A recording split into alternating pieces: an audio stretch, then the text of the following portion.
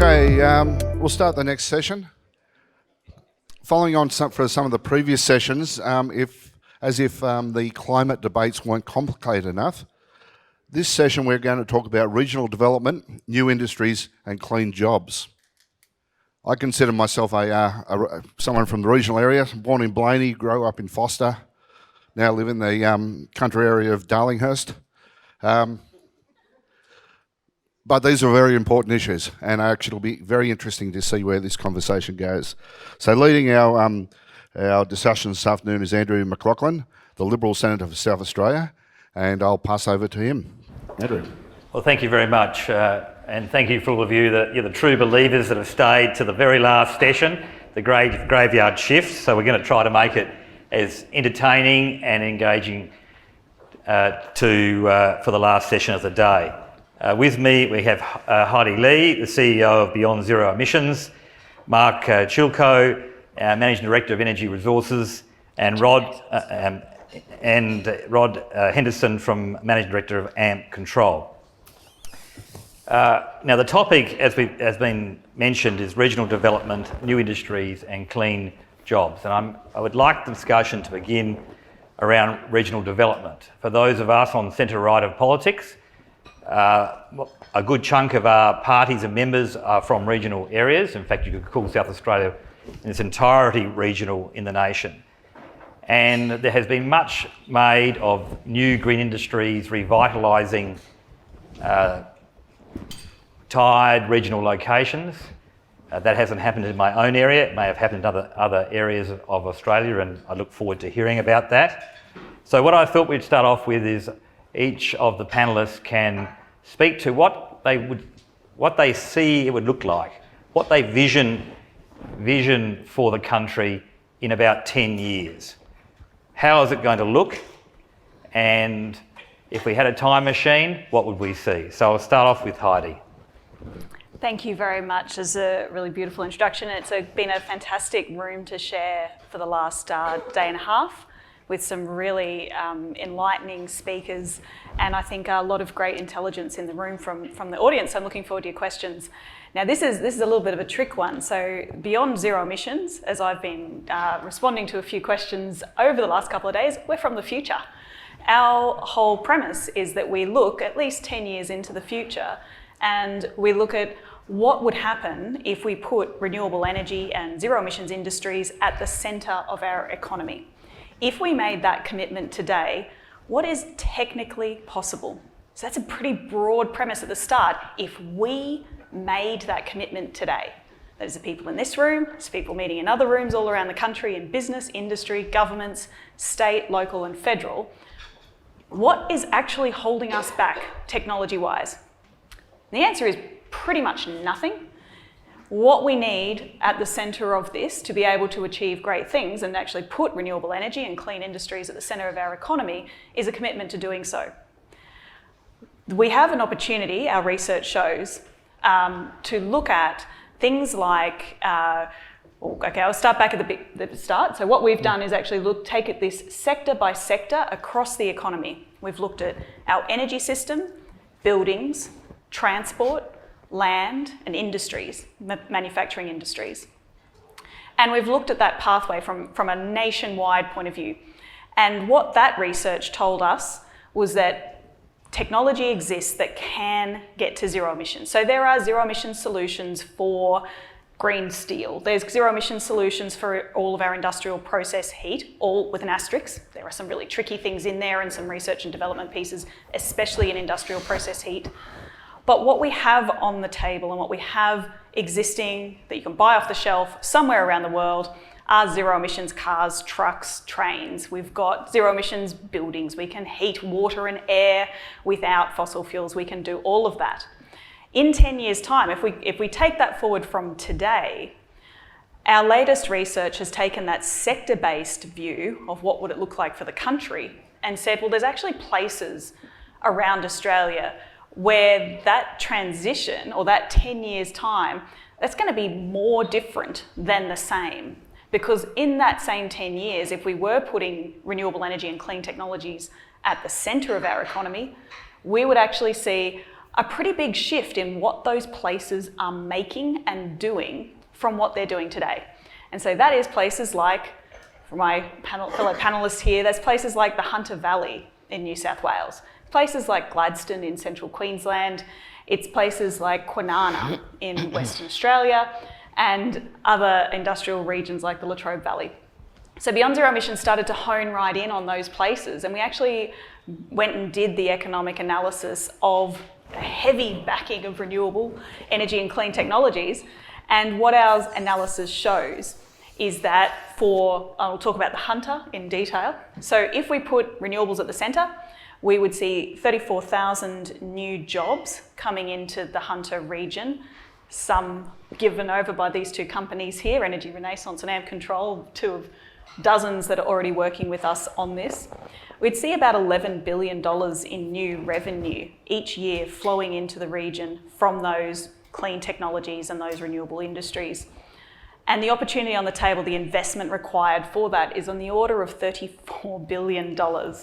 And that's in being able to change over our existing manufacturers in those places to be powered by renewables. So there is work to be done on the factory floor to put in electric arc furnaces, industrial heat processes powered by electricity, infrared technology, heat pumps, industrial scale heat pumps, and that kind of stuff.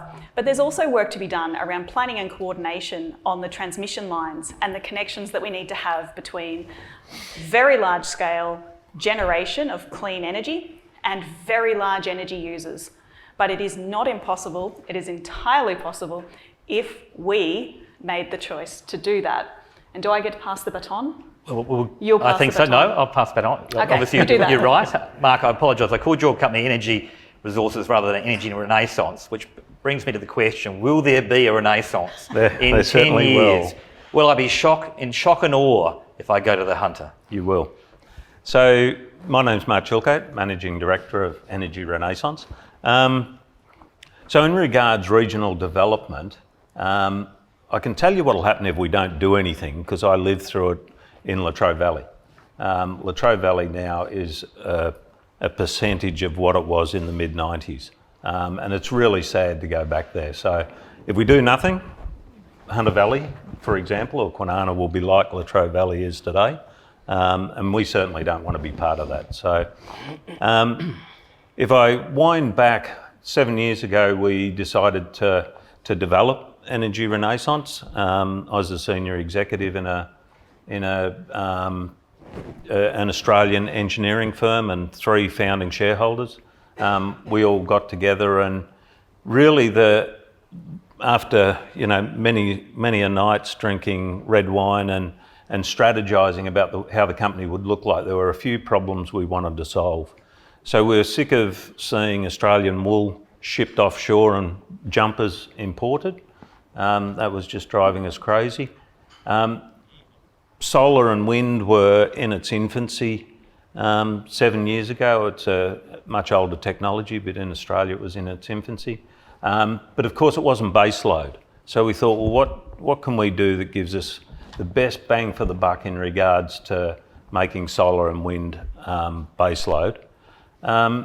And we were passionate about technology. So the 4 of us were passionate about converting technology to a benefit for the country. So threw all of them into a melting pot and come up with lithium-ion batteries as our core purpose. Now we're supporters of all other forms of renewable energy, and I'll go back to that. But we decided to embark on manufacturing lithium-ion batteries, and this time, in about the end of the year, we'll be the first gigafactory in Australia producing lithium-ion batteries. We're currently 92% Australian-made.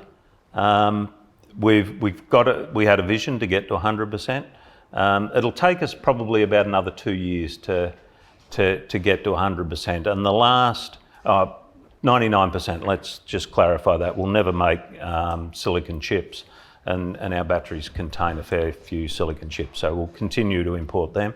But everything else we want to make, and we want to make in the Hunter. If I look forward 10 years' time, doom and gloom again, sorry, but I think we'll be in the trough of of natural disasters, because I don't think there's anything we can do today to prevent that. Even if we're zero, even if we improved our emissions today, we're going to see the long-term effect of days gone by and what we're doing today. So we're not, there are other people focusing on that. We're not. We're hoping that we'll bring a better future by our focus on renewable energy. As I said, we want to use Australian resources. So we are the lucky country. We've got every mineral that we need for lithium-ion batteries. We're the only country in the world that does that. At the moment, we're shipping our products for lithium-ion batteries offshore. 20% by mass of that product is ending up in batteries. So we're shipping 80% of the product, burning carbon to get the product overseas. 80% of it's just, basically waste. And then we're buying it back as value add. So we want to develop that supply chain. We believe that a battery manufacturer will actually develop the supply chain between mined minerals and value-added product. So that's our focus. We picked the Hunter Valley, the Hunter region, as our initial home. In 10 years' time, we hope to get to 5.3 gigawatts. So it'll basically be 5 gigawatt lines with increases in energy density. We anticipate about them will be exporting offshore. So we picked the Hunter Valley for a number of reasons. We picked it because of jobs and as skilled workforce. We'll have to retrain the workforce, but basically the workforce in the coal industry and existing industries is perfectly suitable for lithium-ion battery manufacture. We wanted to be close to universities, so we do a lot of work with CSIRO and Newcastle University. And there was a lot of skilled businesses, like AMPcontrol is a classic example, skilled businesses that had been very successful in the past and were transitioning. So I think in 10 years' time, we plan to be an operating multi-gigafactory, high-end manufacture, so highly automated manufacture, 270 odd jobs. If the supply chain develops in lithium-ion batteries, it's a $7 trillion industry for Australia, and it's 80,000 jobs. So it's a very significant industry that we won't benefit from that, but we will benefit from sovereign security. So yeah. Thank you for that. Rod? 10 years. So I guess 23 years ago, the BHP closed in Newcastle. And I think the death knell at that time was sounded that Newcastle won't survive, it'll disappear, and blah, blah, blah. So 23 years later, it's a vibrant little city that has at its heart defence sector, a health sector, a very healthy education sector, and a returning and re-emerging manufacturing sector with companies like Marx setting up there. So Newcastle's done it once, the Hunter's done it once, so I think it'll comfortably do it again, because you've got a lot of determined people in the Hunter Valley that will make sure it happens. So part of my other role in this sector is I sit on the committee for the Hunter, which is a think tank of a lot of the Hunter-based business leaders up there, CEOs, the VC of the university, and a few other people. And our purpose in life is to make sure the Hunter survives and it's thriving for many, many years to come. So we're probably a little bit more ambitious than Heidi is. We're saying we're going to triple the amount of jobs that are currently tied to the mining sector in the next 10 to 15 years. So currently there's 15,000 jobs that feed directly or indirectly off the mining sector up there. We've set the goal of creating 45,000 jobs over the next 10 to 15 years there in the Hunter. And using one of the sources of that would be in and around a transition to renewable energies. Okay, so not only is the Hunter very well placed to be a generator of renewable energy, particularly with its infrastructure of transmission, even though there's got to be a lot of transmission still put into the place, we see very much that the Hunter itself will be an energy manufacturing hub. So companies like Marx setting up there, AMPcontrol continue to augment its business into other areas. We'll stay in the resources sector, but we'll do a lot of energy stuff in the resources sector as well as in the new energy sectors. So if I forecast out 10 years, Hopefully I'll be sitting on a beach somewhere, but I think the Hunter itself will be extremely well placed to utilise those assets that have been put in place over the last 60, 70 years of mining to take it to another level. So I see a very good future for regional Australia. We've just recently set up in Gladstone. Why did we go to Gladstone? Not to chase the mining work. We went to Gladstone because we see it's going to be an energy hub as well up there. So we've got a factory set up. We've got our first 3 employees where they're ready to rock and roll. Why are we set up now in Western Australia? Because we're building in the next 12 months or thereabouts 150 plus off-grid power supplies for the energy authorities over in Western Australia. We're building another 100 plus off-grid power supplies for the mining sector over there as well. So we're following the resources, but we're following in the energy transition as well. So if I understand what you've been telling our audience or advising our audience, you are looking to renew existing hubs or old industry hubs, put it that way. Feel free to push back on that. If I was, for example, David Spears, and I have Whyalla, and maybe Mount Gambier, where there's been a considerable retreat already, is there any possibility in 10 years' time that the new green industries could go to almost industrial areas where there's been even more significant retreat than, say, the Hunter has? I'll go to you, Heidi, and then we'll Absolutely. cascade down. It's like you've been reading our research. So Well, I did do some preparation. did a little prep there. So the program that we're working on at the moment in partnership with other organisations, industry groups, local community groups and other think tanks like Climate Works are renewable energy industrial precincts. And so our initial proposal to the federal government was based on, well, if you took this concept of renewable energy industrial precincts and you targeted the top 14 locations around the country where we've got a real asset base there. They may also be what people will determine and say, well, they're fossil fuel communities. Well, that's just the type of input, right? They're actually highly skilled energy workers. They're highly skilled manufacturers. There's fantastic infrastructure there and a really great tradition of knowing how to turn energy into products. So Whyalla is on the map there, but the 14 locations, every state and the Northern Territory have huge manufacturing potential there based on renewable energy.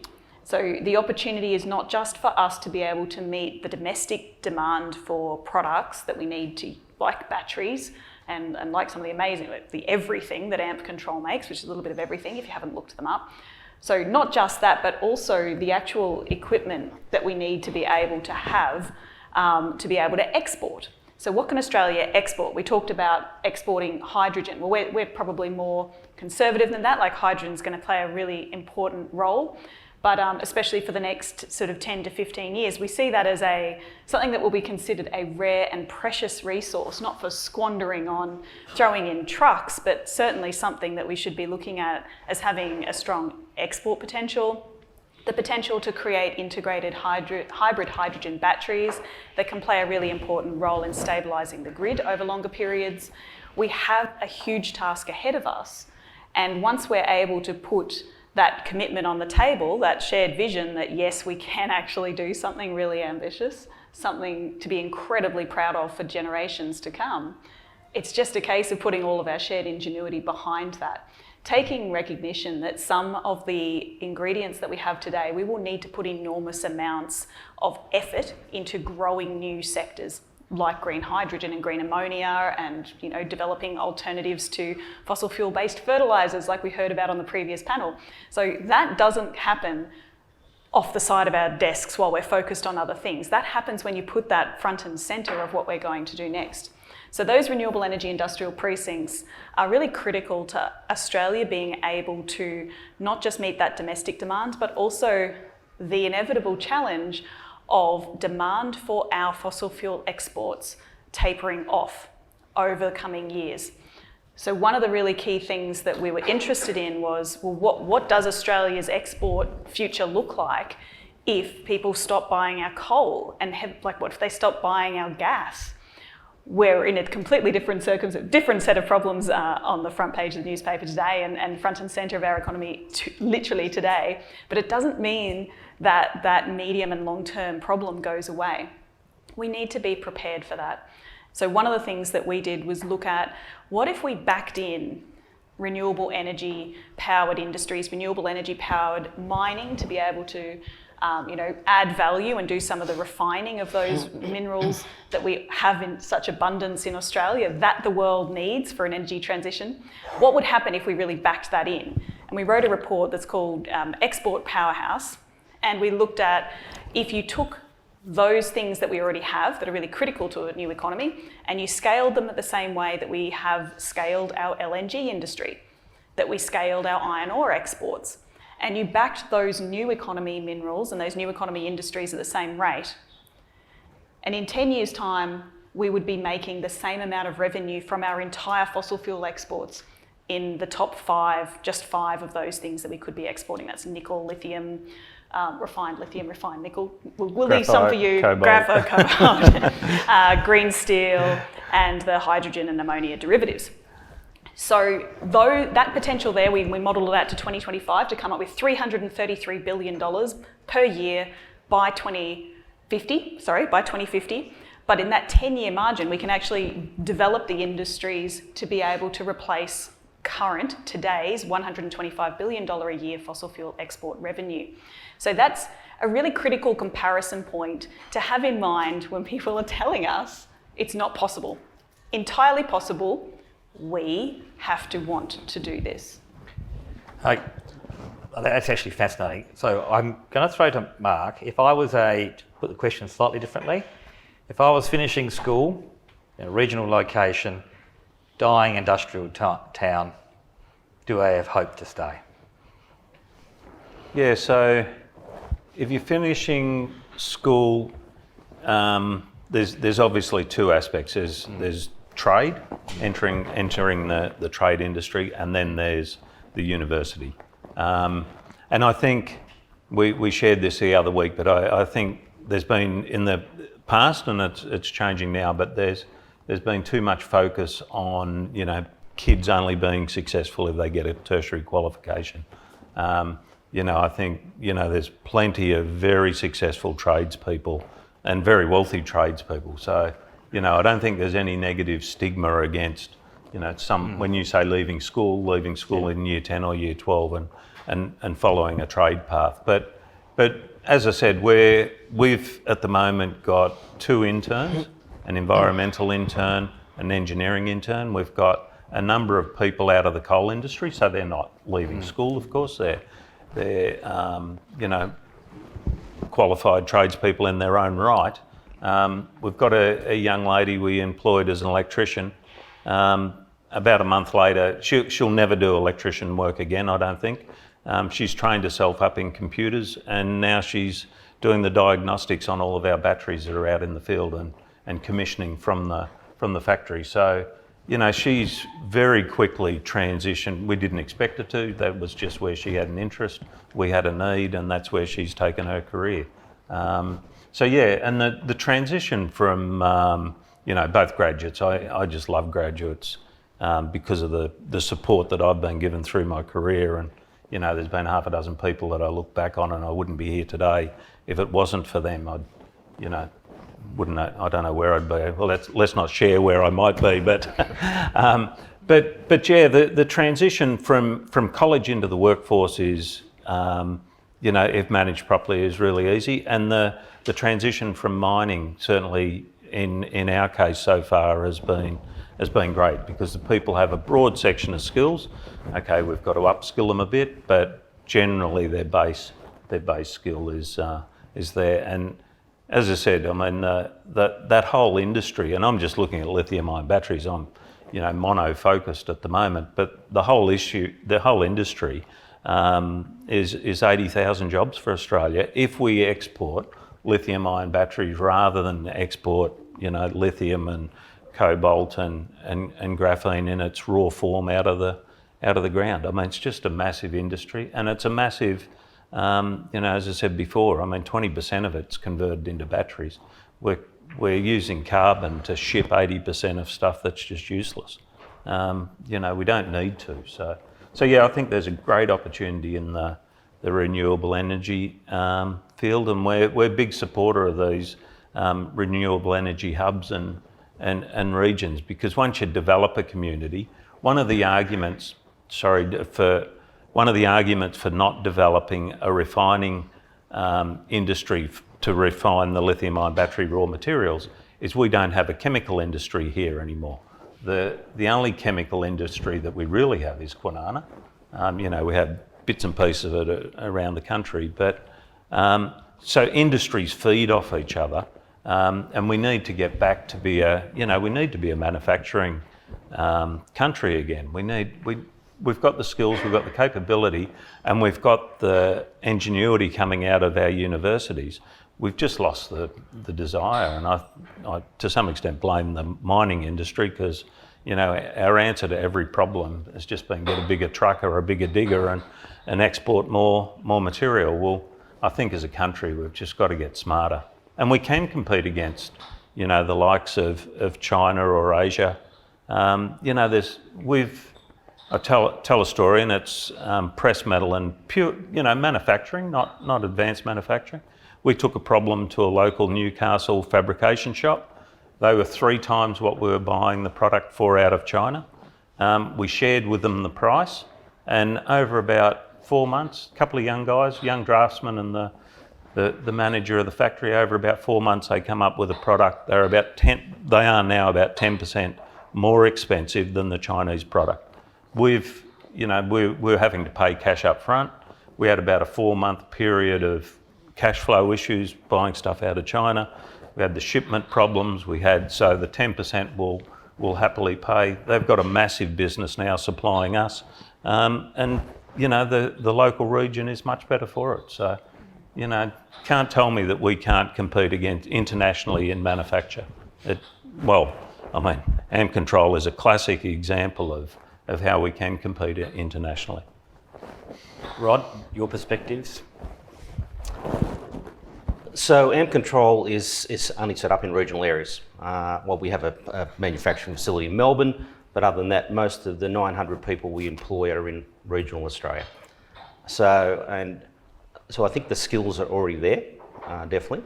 I think it's very important that industry has very close collaboration with the education system, and that should start in the high school system, go through to the TAFE system, carry on through to the university-based system. We've owned a joint venture company with the University of Newcastle now for 18 years, and we've produced some sensational engineers out of that program.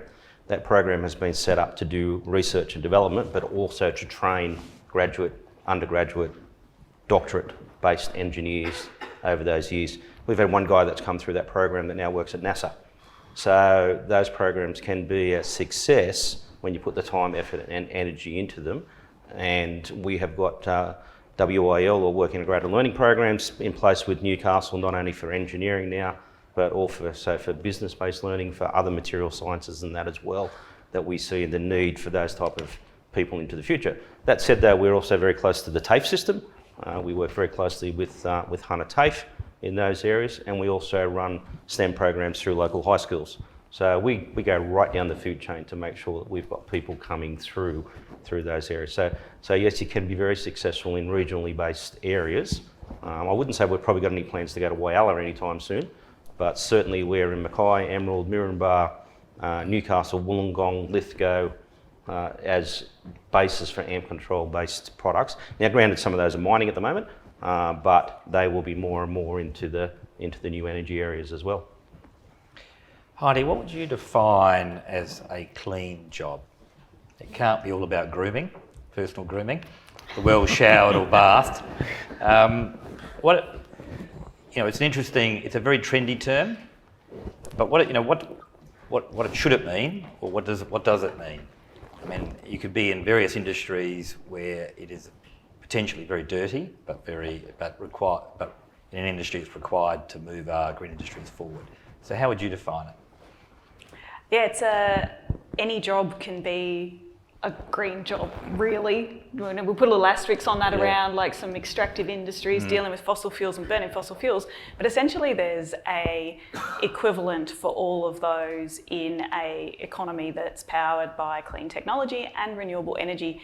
It's not that different. You're still going to have steam turbines, spinning around, generating electricity, but they might be, the heat might be coming out of these amazing MGA thermal bricks stacked up inside the heaters there they take heat from solar energy, or they take energy from the solar panels, store it in these, I don't know what they're actually called, those bricks, but anyway, they look like bricks, and they're basically doing the exact same job. So when I say off the cuff 34,000 jobs in the Hunter alone, I will not be out-ambitioned by anyone, respectfully. But these are 34,000 new ongoing jobs in that region. They're not construction jobs, it's not ancillary, it's not like, we've got a factory and then there's going to be doctors somewhere down the line there. This is like there are going to be 34,000 people, full-time equivalent, directly employed in industries that are in these renewable energy industrial precincts. So we ran that model through the same models that are used, the exact same economic models that are used to assess, well, what are the jobs potential of a new gas plant or others? It's not about comparing apples and oranges, it's about like a genuine question that we can approach and say, well, what is the equivalent to that new gas plant? If we took that same modelling that produced those fantastic numbers, 2,000 new jobs, and we ran ours through that, what does that actually do? And that 34,000 new jobs, they are things like drivers, they're fitters and turners, they're electricians, they're tradespeople running equipment, it's maintenance jobs. Half of them are literally a direct translation for the existing skill set in that region. So our manufacturing regions are rich with opportunity. There'll be new skills, new training required. So we're saying, in that example, the 34,000 in the Hunter, we're saying 17,000, you can do it as skills transition from the existing workforce, and there's another 17,000 in new industries. Robot engineers and other sorts of wonderful things that'll come down the line in your factories and production lines. But we need to look after existing workforce and existing communities. It's not like we're only going to employ new graduates in this space. There has to be an effective and fair transition for current workers to have a good job in what comes next. Thank you for that. I've got a slightly different question for the gentleman, since they're you're in the think tank and they're in the business. The role of government from your perspective. We've had discussions throughout today about policy setting. They've been very high level discussions. But from the business community, what do you say about government intervention? Obviously regulation, yes. Market interventions. Do you have a perspective or any underwriting of regional development? So I think I've been set up by this question. So we've been monumentally unsuccessful in our government liaison. We had the former Prime Minister turn a sod of soil at the site and announce the MMI grant program and stood up in front of media and said that grant, Energy Renaissance, was exactly what the grant program was moulded around companies like Energy Renaissance. We applied for the grant program and missed out. So that was a bit of a surprise, to say the least. We have had, as I said, CSIRO are our partners. CSIRO have just been absolutely brilliant. They're never as quick as you'd like them to be, but the product that they put out at the end of the day, they've just been a brilliant research and business partner. So they're government. So, to say we've had no help from government is a bit extreme. AMGC, Advanced Manufacturing Group, we've had support from them. We've had support from IMCRC. So one of the CRCs headquartered in Victoria have helped its develop a cyber-secure BMS. Once again, it was a tripartite between IMCRC, CSIRO and ourselves. So we have had intervention and support from government. We've always said, though, that we don't want handouts. I mean, if a commercial enterprise like Energy Renaissance can't survive on its own 2 feet, then it shouldn't survive. The economics should sort out the wheat from the chaff, and we're okay with that. I call it the valley of death. You get seed capital in the beginning, you get a lot of people interested, then some of the spin, some of the flair goes off it, and it's really difficult then to commercialise in Australia. A lot less difficult, and a lot of people go to the States just because it's so difficult here.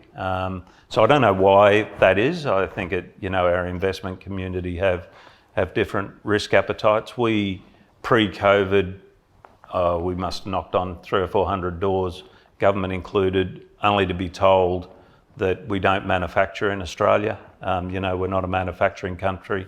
You guys should go to China. And we actually had a federal politician tell us that, which, is a bit disappointing. But post-COVID, that attitude has changed. But the money hasn't flowed. We're now financial, and we're sort of through that valley of death and out the other end. But a lot of companies, disappear with great ideas in that valley of death. So I think that's one place government can help. But I certainly think in the renewable sector that, just government promoting renewable energy or, climate change and the things that can improve climate change is just a real positive for us, and certainly Buy Australian. A lot of people talk Buy Australian. It's a buzzword until people have to put their hand in their pocket, and we don't even ask for people to pay extra. We can match the Chinese, but if someone says to us, just pick a Chinese supplier, Ganfeng, we buy cells off them. Someone says, well, show us your rap sheet. Ganfeng have had 20 years in this industry. How long have you been here? Well, unless we forge it and lie, we can only say, look, we're a new entrant. But we give the same warranty, and we, as I say, we're no more expensive, and we're, from a performance perspective, we're exactly the same as international supply. So they're the sort of things that government shouldn't be giving financial handouts to commercial enterprises. But there is a lot that the government can do to support new industry, and the transition from a carbon-based society to a net zero society. Rod, Oh, gee, where would you like me to start? have we treated you more kindly? Look, we're a big company, so we're, from AMPcontrol's perspective, where would we like to see government assistance? Encourage us to do as much research and development as you possibly can by setting the tax scene accordingly. We'll invest $8 million in our R&D program this year, all of our own coin. We get no grants, no nothing else. $8 million of our profits will turn back into R&D programs, and we'll release 4 or 5 new products this year, one of which is a battery electric vehicle for underground. Another one is the standalone power supply that we're doing for Western Australia. The Western Australian government have legislated that they can take customers off poles and wires. Here in New South Wales, in all honesty, it's like pulling teeth to get that to happen. We've got Essential Energy waiting to start to take customers off the grid. We've got an energy crisis. We can take 30,000 customers off the grid tomorrow if we could supply that many. It's slow here on the East Coast to get that to happen.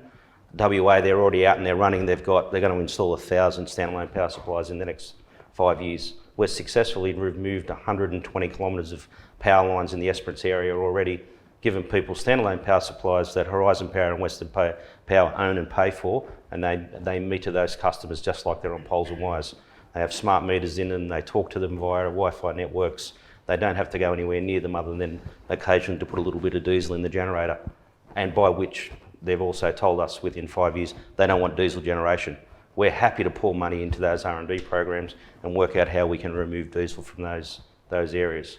So I can only encourage politicians, give us the necessary foundations to continue to invest in R&D. most definitely. One of the things that the Committee for the Hunter is going to do is we're going to fund for the Hunter region an energy ambassador.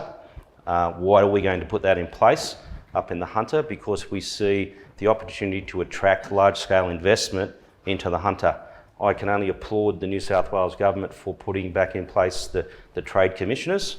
Mike Newman, for those who know him, he's absolutely fantastic. Andrew Parker, who's there now as well, going back up into Singapore. They have all taken interest and come up to the Hunter and spent some time with us to see what we do. They will attract the investors to come to our region, right? But what they won't do, and that's not their job to do it, is they won't marry them up with the right people longer term to close those deals. We want to put an energy ambassador in place that's funded, and we need some state government funding to be able to do that. AMPcontrol will stick our hand in our pocket and we'll put in 50 grand to help this along to get it up and running, as will a couple of other pillar companies up in the Hunter. But if we can have an energy ambassador, we think we can attract hundreds and hundreds of millions of dollars investing in new energy programs in the Hunter Valley. We've got a deep water port, we've got a rail infrastructure, we've got a university that's up there with world-class research. The Newcastle Institute of Energy and Resources is attracted already in excess of $300 million worth of funding in new energy. MGA thermals come out of there. How many people in the room know that what Paul Dastor's invented up there in a printable solar cell?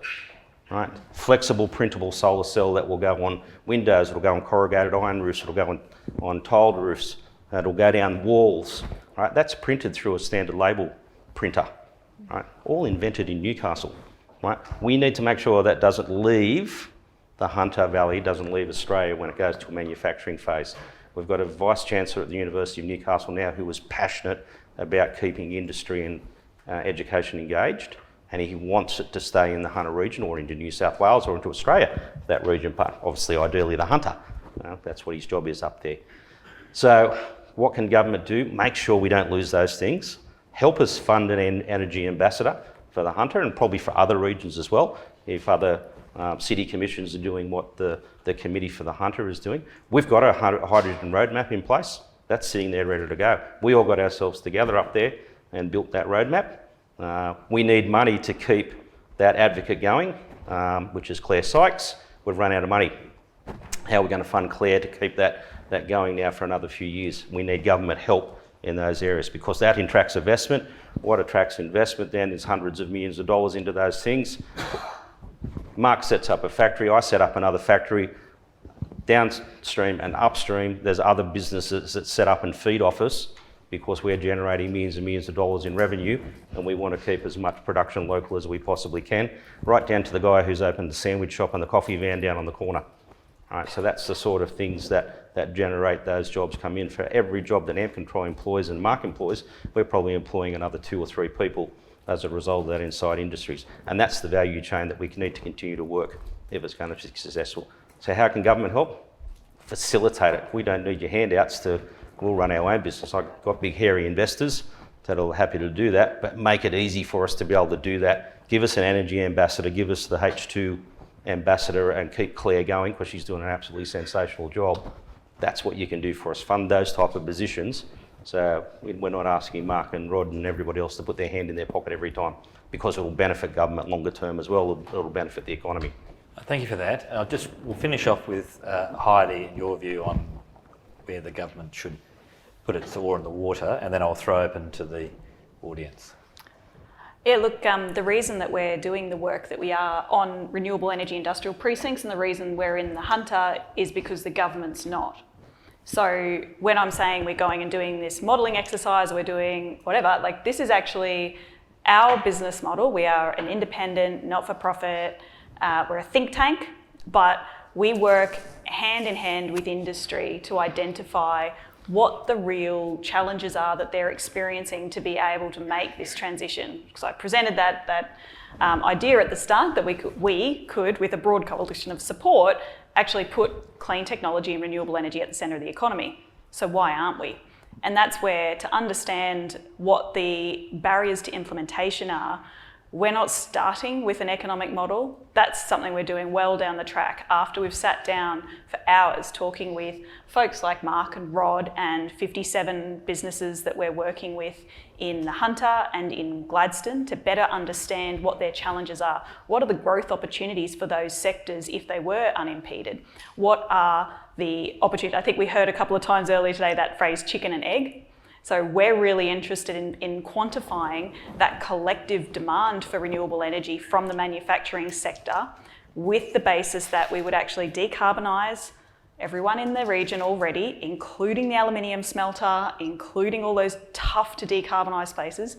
And if we're able to do that, and as Rod just described, if we're able to then stimulate that value chain around those sectors, so that precinct-based approach, and you get the supply chains and the value chains adding to that, you get those new industries sparked, you look at global trends and demands for products and services made with renewable energy that Australia has such riches in, and you basically take that as the starting point. Well, what's the challenge then? And we articulate, well, how much new renewable energy do we need to bring online inland of the Hunter to make that happen?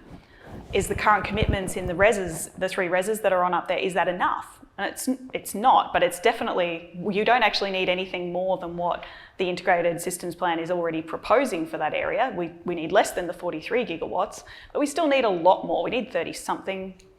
Our research books will tell you exactly what number comes after 30-something, but we need an awful lot of new renewable energy, and then we need to articulate exactly where those transmission line goes, where do those storage pieces go, how big a battery do we need from you to be able to stabilise parts of the grid down there.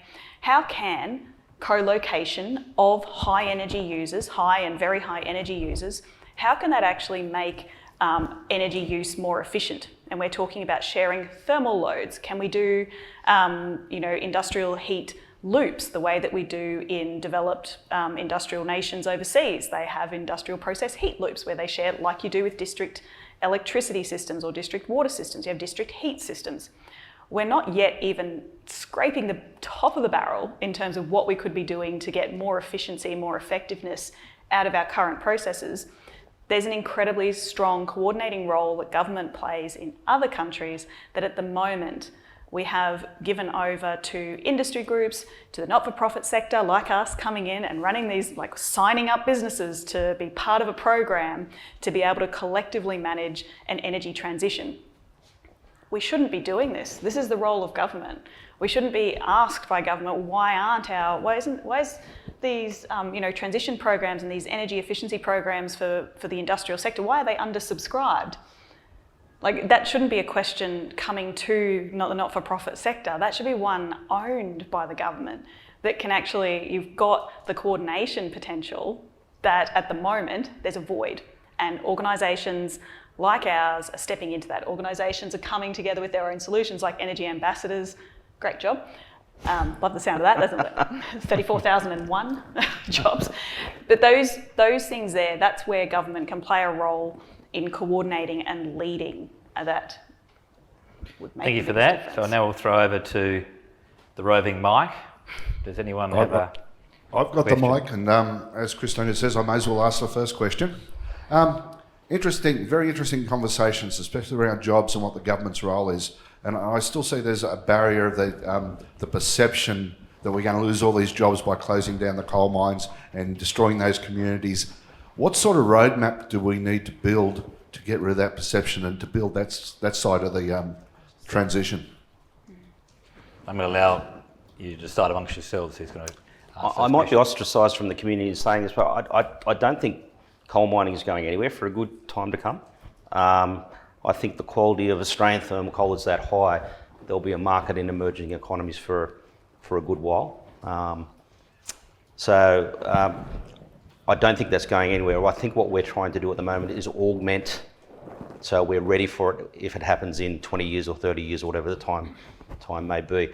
I don't think as an industry and as a community we sell that PR side of that very well. So I think there's improvement to do there, for one. But I think pushing it through the education system much harder, that there is alternatives to becoming a mining engineer, for example, and earning the dollars that they can. You can become a renewables engineer or a market analyst or something in that area, and it is a good, solid, long-term job. You don't have to leave the local regions to be able to do. So I think that's certainly one way of killing some of those perceptions. Yeah, certainly. I'm not sure whether it's 10 years, 20 years or 30 years, but the coal industry has a tail on it. No, absolutely no question about it. So it's not going to fall off a cliff. So I think we've just got to give the current workforce and the current up and coming workforce a vision of the future. And, you know, a vision of the future is there is change about. We shouldn't be feared by it. You know, there are going to be jobs in the future.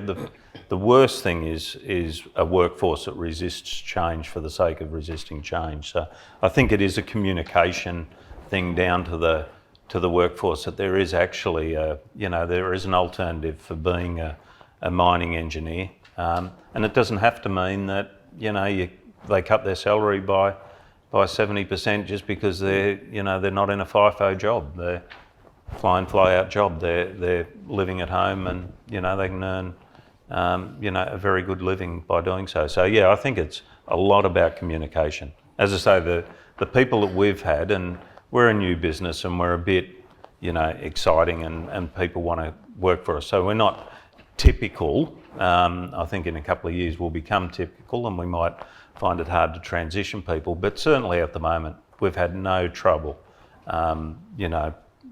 Re-educating is the wrong word, but re-skilling the current workforce to what we do. None at all.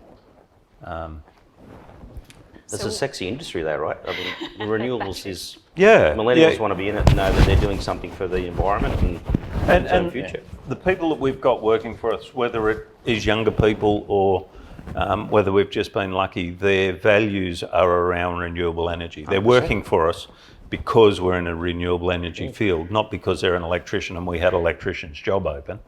They're, How do those timelines suit you? So this isn't about what I'm choosing. I think that what we're seeing though is that I'd say that obviously we want to get to another question, but we want to make sure that we're diversifying first. And I think that when we have all our eggs in one basket, and it's a volatile basket, that's just poor business. That is poor economic management. Yeah. The first thing we need to be doing here is the diversification of our economy. And we don't need to be able to point to run-off times and predict what's going to happen. We need to be prepared.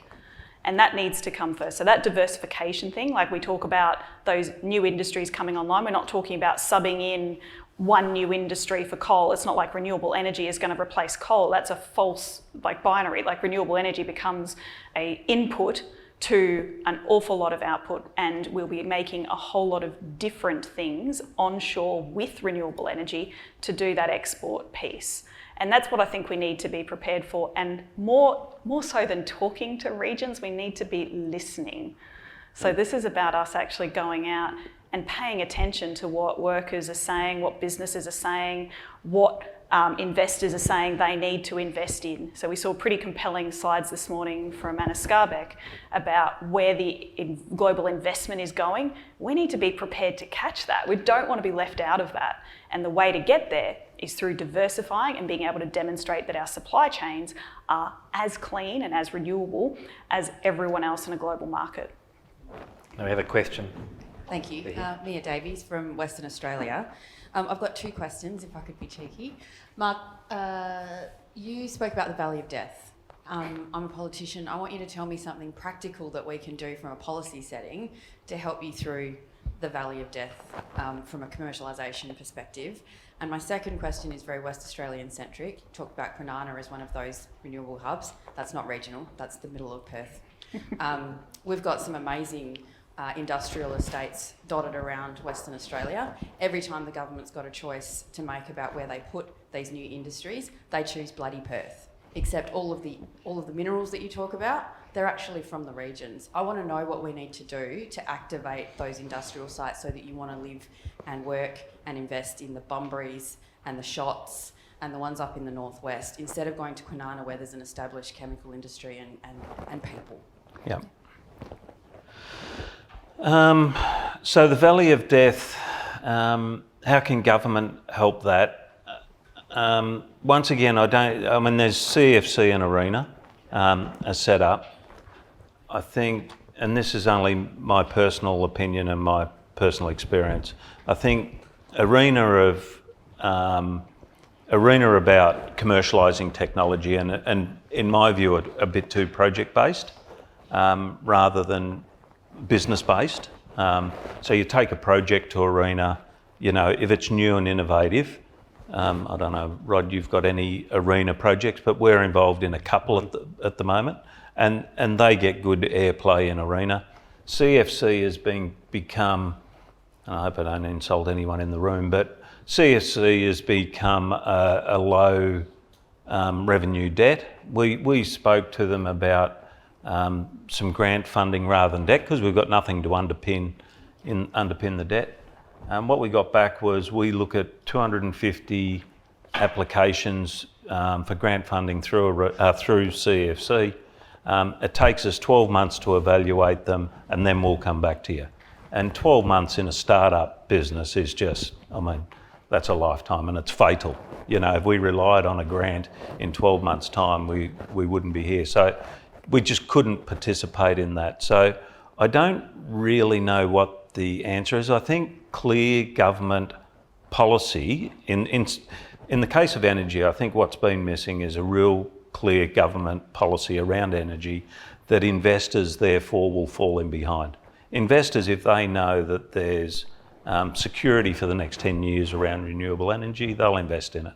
At the moment, or not at the moment, a couple of years ago, private investors, unless it was an app or a bit of software, either they used that as an excuse for not investing in us or it was a reality, but the industry was reluctant to invest in manufacturing and it was reluctant to invest in a high capital intensive industry because government policy wasn't looking far enough ahead. So I think I don't think the government should be looking at more around government policy and vision and direction rather than setting up more CEFCs, more arenas, making more money available, because there's plenty of money in the industry.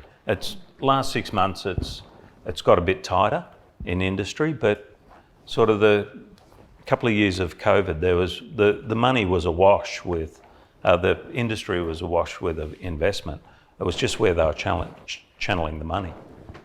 We're also seeing a lot more interest from, I wasn't in the talk this morning, but I can only imagine it's around, things like super funds having to have a green aspect to their investment portfolio. So we're seeing a lot more of that now, and I think, and that can government speak, publication of government will lead to more and more of that. So. Yeah, I just think it's about clear policy, clear direction. And that is what we hear universally. Clear policy settings help these businesses, emerging businesses, get backers that'll take them through that valley of death, because they know, especially when you've got a high energy input business, or you guys playing it, you don't have high energy inputs as much as you're making equipment for the energy market, not compared to your neighbours at Tomago. Yeah, well, we're 35%. And our COGS, cost of goods sold, is 35% energy. Yeah. Theirs is probably 80 or 90%, but it's clear policy around that and predictability around those energy prices and the energy inputs is fundamental to getting new businesses off the ground. But this gap, this commercialisation gap that Rod's been talking about, Australia is quite famous for being absolutely awful at commercialising our research and development. We come up with great ideas and they go overseas. We need to change that as well to be able to know and give these researchers, help researchers come to Australia to choose to do their research here because they know that they're going to have a future where we can commercialise their products. We've got one last question here, if that's okay. Yes, one last question we have time for. Thanks, David. Probably more of a question to Heidi. Like my colleague from WA, I'm from Queensland, which is obviously the most important thing. And a lot of talk about Gladstone, which has a lot of opportunity. I was wondering if anyone, particularly you, Heidi, had comments on the Queensland government's policies. From my read, they've sort of half-heartedly tried to copy the New South Wales government's renewable energy zones, but instead of being super focused on a particular small geographic region, the Queensland government's renewable energy zone for the northern section goes from south of Mackay to north of Cairns, which is like the top third of the country. Are they on track? Is there any other commentary that you've got? I'm from the opposition, so feel free to be critical. No, we'll work hand in hand with any government of any ilk to be able to see change happen. So Queensland's incredibly important. Rockhampton, born and bred. So I understand that geographic difference in a way that probably most people in the room don't. But the opportunity, I think, in Queensland is exactly the same mechanism. What we actually need the government to be able to do is to coordinate the transition of the highest energy users alongside bringing online the renewable energy. And that needs to be the benchmark that we use for assessing the success of the policies that are coming to us. It's not about, does it add renewable energy, or will it come with a future demand for renewable energy, but just have we actually unblocked the chain of decisions that need to be made for that very high energy user, be it in Gladstone or in Lansdowne. We need that energy user to be able to transition by having renewable energy connected to that site. Sounds super basic. You can play out the story with Lego, but it really we need to have that as our benchmark for what good policy looks like in this space. All right, I'm going to wind it up there. You can get your opposition's advice a little bit later, over dinner maybe. I can feel some questions coming on in question time. So I'd like to thank my panellists for their fantastic contribution. It's not easy at this time of the day, and I'd also like to thank all of you for your attention and your great questions. Thank you. Thank you. And thank you, Andrew, for your moderating of that.